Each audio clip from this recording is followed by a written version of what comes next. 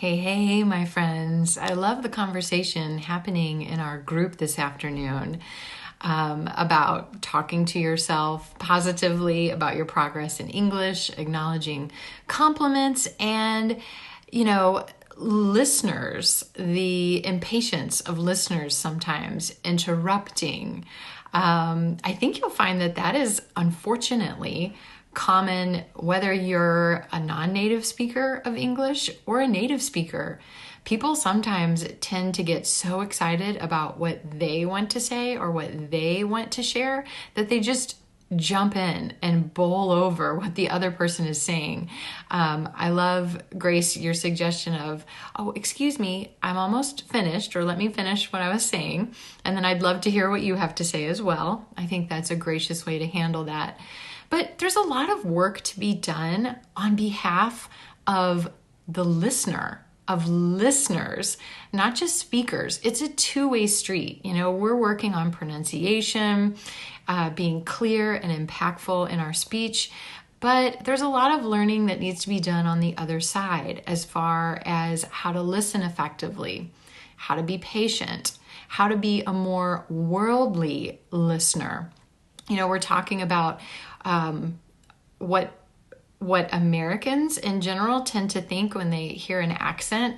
And I love the comments about, you know, you thought your accent or lack of fluency would cause a lot of judgment, and then in fact it didn't. Or that in New York, everyone has an accent. So true. And the most important thing is clarity.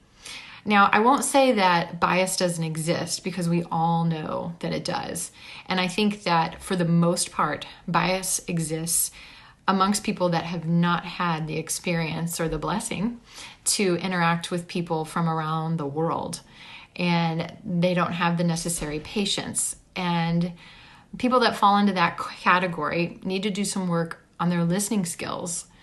But in general, a lot of times I think we assume that the other person is thinking all these negative thoughts, you know, when really the other person generally wants to hear what you have to say, and they're more preoccupied with their own worries and concerns than what you really sound like.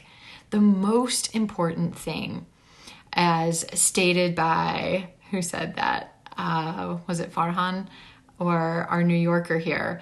That, yes, as long as you can get your message across, clarity is the most important thing. And that's why that's what we focus on. It's not about sounding like you were born in the United States. I know some of us have a goal to reach that level, which is fine. That's very personal and a personal journey.